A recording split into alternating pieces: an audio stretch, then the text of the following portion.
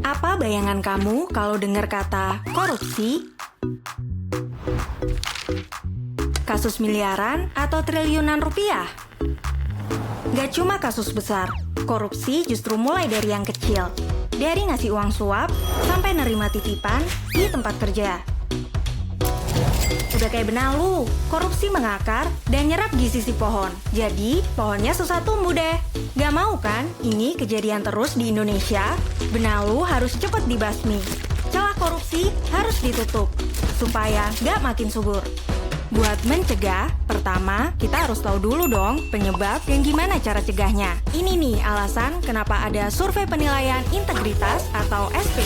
Lewat survei ini, kita bisa metain celah korupsi di berbagai instansi pemerintah. Ini dia, rumus buat hitung hasil survei.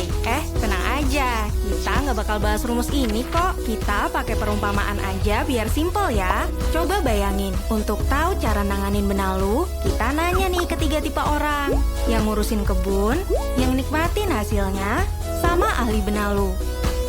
Pengurus kebun tahu apa yang terjadi di kebun, kayak pegawai Pemda yang tahu kondisi di instansinya. Kalau penikmat buah bisa nilai kualitas dari buah yang dinikmati, kayak orang yang pernah ngurus perizinan atau pakai layanan publik. Terakhir, ahli benalu yang paham banget soal pohon dan benalu, kayak auditor yang biasa meriksa laporan keuangan.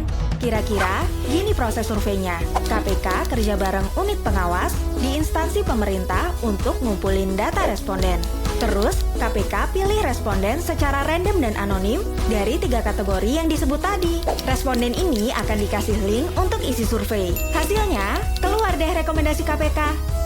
Contoh rekomendasi itu kayak pengawasan pada saat promosi jabatan atau ngeluarin izin, biar nggak ada yang masukin kepentingan pribadi. Terus nih, ada 7 aspek yang dinilai di survei, dari transparansi sampai sosialisasi anti korupsi. Tenang aja, semua data SPI yang diisi oleh responden itu dilindungi undang-undang, jadi rahasia dan aman.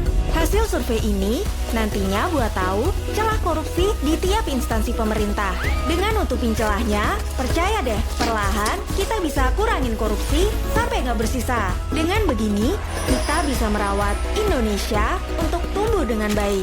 Ingat, semua orang bisa jadi korban korupsi tanpa disadari. Tapi, semua juga bisa berperan untuk nutup peluang korupsi. Yuk, berani mengisi, habisi korupsi.